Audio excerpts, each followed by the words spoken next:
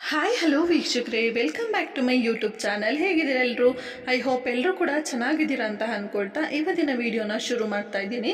ಅದಕ್ಕೂ ಮುಂಚೆ ತಾವೇನಾದ್ರು ಮೊದಲನೇ ಬಾರಿ ಚಾನಲ್ನ ವಿಸಿಟ್ ಮಾಡಿದರೆ ತಪ್ಪದೆ ಸಬ್ಸ್ಕ್ರೈಬ್ ಮಾಡ್ಕೊಳ್ಳಿ. ವಿಡಿಯೋ ಇಷ್ಟ ಆದರೆ ಲೈಕ್, ಶೇರ್ ಆ್ಯಂಡ್ ಕಮೆಂಟ್ ಮಾಡೋದನ್ನು ಮರಿಬೇಡಿ ಸ್ನೇಹಿತರೆ. ಬನ್ನಿ ಇವತ್ತಿನ ವಿಡಿಯೋನ ಶುರು ಮಾಡೋಣ. ಅವರೆಲ್ಲ ನಿಮ್ಮ ಬಗ್ಗೆ ಎಷ್ಟಾದರೂ ಹಾಡಿಕೊಳ್ಳಲಿ, ನಿಮಗೆ ನಿಮ್ಮ ಮೇಲೆ ವಿಶ್ವಾಸವಿದ್ದರಾಯಿತು.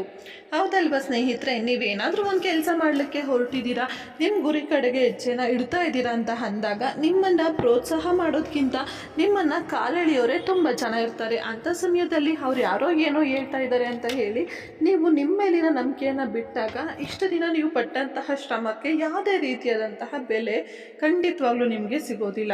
ಹಾಗೆ ಇನ್ನೊಂದು ವಿಷಯ ಏನಪ್ಪ ಅಂದರೆ, ಯಾರು ಏನಾದರೂ ಹೇಳ್ಕೊಳ್ಳಿ, ನಿಮ್ಗೆ ಏನಾಗಬೇಕು ಅಲ್ವಾ? ನೀವು ಯಾಕೆ ಆ ದಾರಿಯಲ್ಲಿ ಹೋಗ್ತಾ ಇದ್ದೀರಾ ಅಂತ ನಿಮಗೆ ಸ್ಪಷ್ಟತೆ ಅನ್ನೋದು ಸಿಕ್ಕಿದ್ರೆ ಸಾಕು. ಅದನ್ನು ಬಿಟ್ಟು ಅವ್ರು ಆಗ ಅಂದ್ಕೊಳ್ತಾರೆ, ಇವ್ರು ಈಗ ಅಂದ್ಕೊಳ್ತಾರೆ, ಅವ್ರ ದೃಷ್ಟಿಯಲ್ಲಿ ನಾನು ಕೆಟ್ಟವ್ರಾಗ್ತೀನಿ, ಒಳ್ಳೆಯವಳಾಗೆ ಇರಬೇಕು ಅಂತ ಅಂದ್ಕೊಂಡು ಹೋದಾಗ ನಿಮ್ಮನ್ನು ನೀವು ತುಂಬಾ ಬದಲಾಯಿಸ್ಕೊಳ್ತಾ ಹೋಗಬೇಕಾಗುತ್ತೆ. ಸೊ ನಿಮ್ಮ ಜೀವನನ ನೀವು ಇನ್ನೊಬ್ರ ಕೈಗಿಟ್ಟಾಗೆ ಆಗುತ್ತೆ ಸ್ನೇಹಿತರೆ. ಅದಕ್ಕೆ ಹೇಳೋದು, ಯಾರು ಏನಾದರೂ ಮಾತಾಡೋರು ಸಾವಿರ ಮಾತಾಡ್ಕೊಳ್ಳಿ, ಅದು ಯಾವುದೂ ಕೂಡ ನಿಮಗೆ ಸಂಬಂಧ ಇಲ್ಲ ಅಂತ ಅಂದ್ಕೊಂಡು ನಿಮ್ಮ ಗುರಿ ಕಡೆ, ನಿಮ್ಮ ಜೀವನದ ಕಡೆ ನೀವು ಗಮನ ಕೊಟ್ಟರೆ ತುಂಬಾ ಒಳ್ಳೆಯದು. ಯಾಕಂದರೆ ನಮ್ಮಲ್ಲಿರುವಂತಹ ಆತ್ಮವಿಶ್ವಾಸ ಎಂಥದ್ದು ಅನ್ನೋದು ನಮಗೆ ಗೊತ್ತಿದ್ರೆ ಸಾಕಾಗುತ್ತೆ ಸ್ನೇಹಿತರೆ. ಸೊ ಅವ್ರು ಎಷ್ಟೇ ಹೇಳ್ತಾ ಇದ್ರು ಕೂಡ ನೀವು ಅದೇ ಕೆಲಸನ ಮಾಡ್ತಾ ನೀವು ಅದರಲ್ಲಿ ಸಕ್ಸಸ್ಸನ್ನು ಪಟ್ಟಾಗ ಒಮ್ಮೆ ಅವರೇ ಬಾಯಿ ಮೇಲೆ ಬೆರಳಿಟ್ಕೋತಾರೆ. ಏನಂತ ಅಂದರೆ, ನೋಡು ನಾನು ಎಷ್ಟೆಲ್ಲ ಹೇಳಿದ್ದೆ, ಅದು ಆಗಲ್ಲ ಅಂತ. ಸೊ ಕೊನೆಗೂ ಸಾಧಿಸೇ ಬಿಟ್ರು ಅಲ್ವಾ? ಸೊ ತುಂಬಾ ಗ್ರೇಟ್ ಅಂತ ಅವ್ರ ಮನಸ್ಸಲ್ಲಿ ಅನಿಸಿರುತ್ತೆ. ಅವ್ರು ನಿಮ್ಮ ಮುಂದೆ ಹೇಳ್ಕೊಳ್ದೆ ಇರ್ಬೋದು, ಆದರೆ ಮನಸ್ಸಲ್ಲಿ ಖಂಡಿತವಾಗ್ಲೂ ಅವ್ರಿಗೆ ಅನಿಸಿರುತ್ತೆ. ಸೊ ನಾನು ಹೇಳಿದ್ದೆ ತಪ್ಪಾಯ್ತಲ್ವಾ, ನಾನು ಹೇಳ್ಬಾರ್ದಿತ್ತು ಅಂತ ಮುಂದೆ ಒಂದಿನ ಅವರೇ ಸಫರ್ ಪಡ್ತಾರೆ ಸ್ನೇಹಿತರೆ. ಅವ್ರ ತಪ್ಪನ್ನು ನಿಮ್ಮ ಮುಂದೆ ಒಪ್ಕೊಳ್ದೇ ಇರ್ಬೋದು, ಆದರೆ ಪ್ರತಿಯೊಬ್ಬರಿಗೂ ಕೂಡ ಆತ್ಮಸಾಕ್ಷಿ ಅನ್ನೋದು ಇದ್ದೇ ಇರುತ್ತೆ ಅಲ್ವಾ? ಸೊ ಆತ್ಮಸಾಕ್ಷಿಗಾದರೂ ಅನಿಸ್ತಾ ಇರುತ್ತೆ, ಏನಂದರೆ ನಾನು ಹೇಳಿದ್ದೆ ತಪ್ಪಾಯಿತು ಅಲ್ವಾ, ನಾನು ಯಾಕಾದರೂ ಈಗ ಮಾತಾಡಿದ್ನು ಅಂತ ಅವ್ರ ಮನಸ್ಸಲ್ಲೇ ಒಮ್ಮೆ ಆದರೂ ಯೋಚನೆ ಬರುತ್ತೆ ಸ್ನೇಹಿತರೆ. ಅದಕ್ಕೆ ಹೇಳೋದು, ಸೊ ಯಾರೇನಾದರೂ ಹೇಳಿ ನಿಮ್ಮಲ್ಲಿರುವಂತಹ ಆತ್ಮವಿಶ್ವಾಸ ಗಟ್ಟಿಯಾಗಿದ್ದಾಗ ನೀವು ಹೋಗ್ತಾ ಇರುವಂತಹ ದಾರಿಲಿ ಎಷ್ಟೇ ಕಲ್ಲು ಮುಳ್ಳಿದ್ರೂ ಕೂಡ ನೀವು ಮುಂದೆ ಹೋಗ್ತಾನೆ ಇರ್ತೀರ.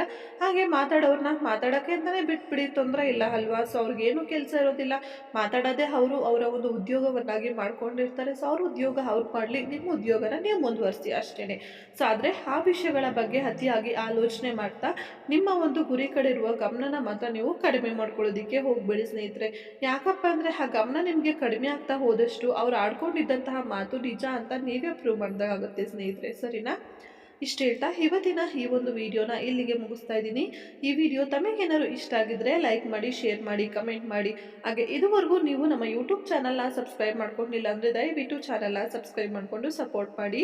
ಮತ್ತೆ ಮುಂದಿನ ವಿಡಿಯೋದಲ್ಲಿ ನಿಮ್ಮನ್ನು ಭೇಟಿಯಾಗ್ತೀನಿ. ನಮಸ್ಕಾರ.